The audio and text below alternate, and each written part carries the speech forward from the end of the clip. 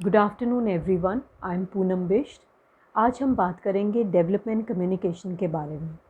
अपने पिछले लेक्चर में हमने डेवलपमेंट कम्युनिकेशन को दो सेपरेट पार्ट्स में डिवाइड किया था, डेवलपमेंट प्लस कम्युनिकेशन, और सेपरेटली उनका अर्थ जानने की कोशिश की थी। आज हम फिर से इसको एक सिंगल कॉन्सेप्ट के रूप में जानने की कोशिश करेंगे। डेवलपमेंट कम्युनिकेशन का क्या अर्थ है, यानी विकास संप्रेषण का क्या अर्थ है। अगर हम बहुत सिंपल शब्दों में कहें तो the role of communication in development of a nation is called development communication. यानी एक देश के, समाज के, लोगों के विकास में मास कम्युनिकेशन की, मास मीडिया की या संचार के अलग अलग रूपों की क्या भूमिका हो सकती है, उसको जानना डेवलपमेंट कम्युनिकेशन कहलाता है। 1971 में एक बहुत विख्यात डेवलपमेंट कम्युनिकेशन की बहुत ही विख्यात थिंकर रही हैं नोरा कुबरल। उन्होंने एक फॉर्मल डेफिनेशन दी थी डेवलपमेंट कम्युनिकेशन के बारे में, जिसको मैं आपको पढ़ के सुनाती हूँ, और फिर इस डेफिनेशन से डेवलपमेंट कम्युनिकेशन का अर्थ और ज़्यादा क्लियर हो जाएगा। Development communication is an art and science of human communication applied to the speedy transformation of a country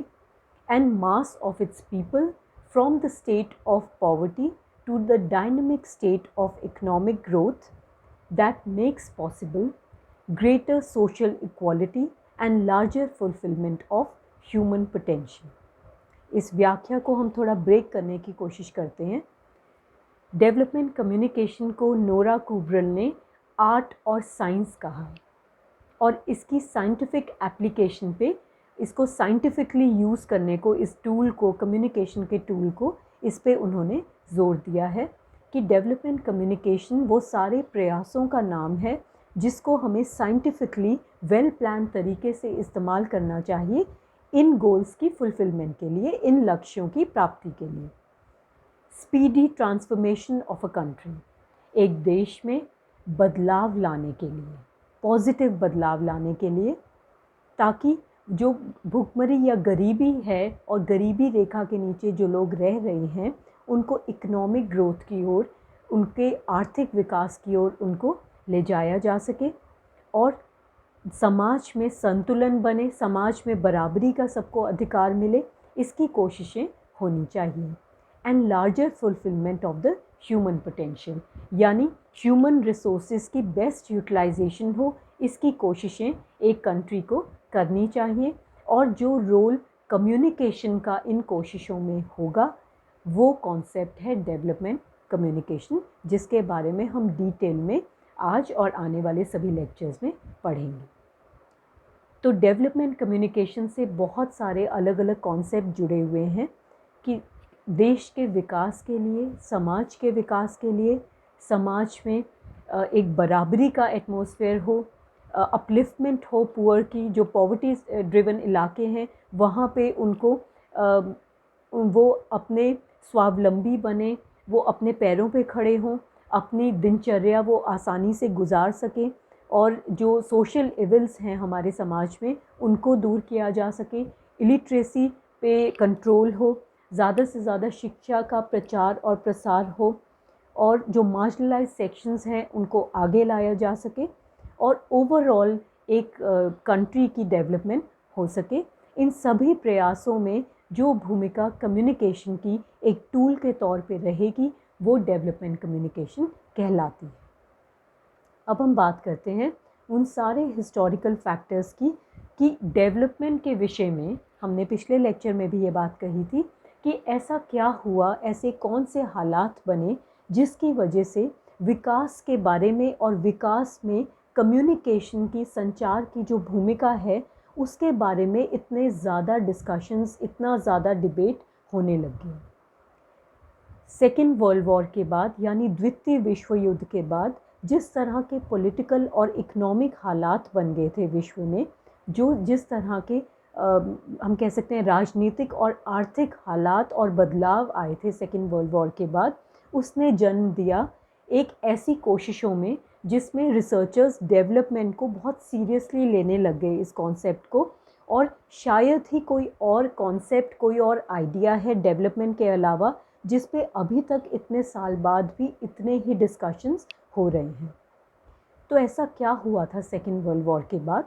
सबसे पहले तो बात करते हैं डीकॉलोनाइजेशन की प्रोसेस की। हम सभी जानते हैं सेकेंड वर्ल्ड वॉर के बाद बहुत सारे ऐसे कंट्रीज़ थे जो इम्पीरियलिस्टिक पावर्स जो थी, उन्होंने इन कंट्रीज़ को अपनी कॉलोनीज़ बनाया था और बहुत साल से इन नेशंस को, इन कंट्रीज़ को कि रॉ मटेरियल के लिए, नेचुरल रिसोर्सेज के लिए, ह्यूमन रिसोर्सेज के लिए बहुत एक्सप्लॉयटेशन होती थी। तो डीकॉलोनाइजेशन की प्रोसेस में सेकेंड वर्ल्ड वॉर के बाद बहुत सारे ऐसे कंट्रीज़ थे जिनको इंडिपेंडेंस मिली, यानी आज़ादी मिली। और डीकॉलोनाइजेशन की प्रोसेस के बाद भारत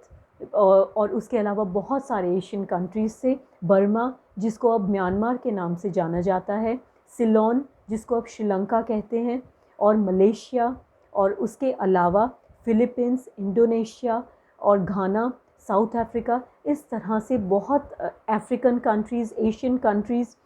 थे जिनको इंडिपेंडेंस मिली थी डीकॉलोनाइजेशन की प्रोसेस के बाद। अब ये ऐसा दौर था जब ये देश एक नए नए चैलेंजेस फेस कर रहे थे। इतने साल की एक्सप्लॉयटेशन और इतने साल पॉलिटिकली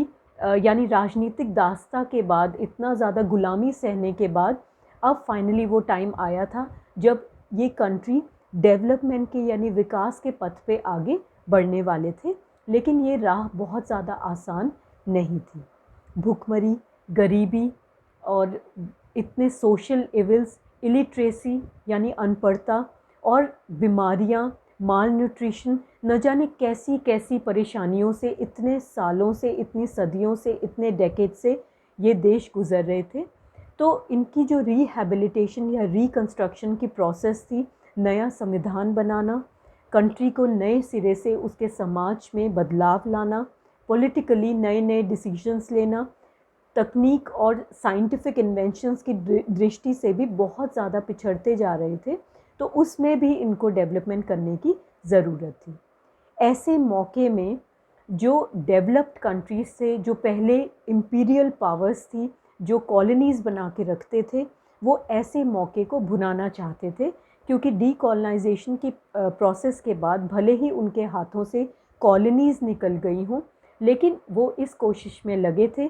कि पॉलिटिकली भले ही ये कंट्रीज़ इंडिपेंडेंट हो गए हों, लेकिन क्योंकि इन कंट्रीज़ में बहुत ज़्यादा पॉवर्टी है, गरीबी है, तो क्यों ना ऐसी कोशिशें की जाएं कि इनको इकोनॉमिक एड देके, यानी आर्थिक सहायता देके, साइंटिफिक मदद देके, टेक्नोलॉजिकल मदद देके अपने ऊपर डिपेंडेंट बनाया जा सके। ऐसे हालात उस समय पैदा करने की कोशिश की थी। 1944-45 सेकेंड वर्ल्ड वॉर चली थी 1938-39 से 1944-45 तक।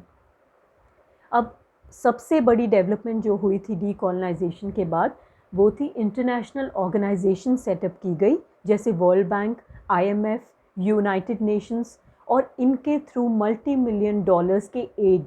यानी मदद, ग्रांट प्रोवाइड कराई गई इन गरीब देशों में जो इतनी परेशानियां झेल रहे थे, और भारत जैसे देश भी उसमें शामिल थे। लेकिन असली मकसद क्या था?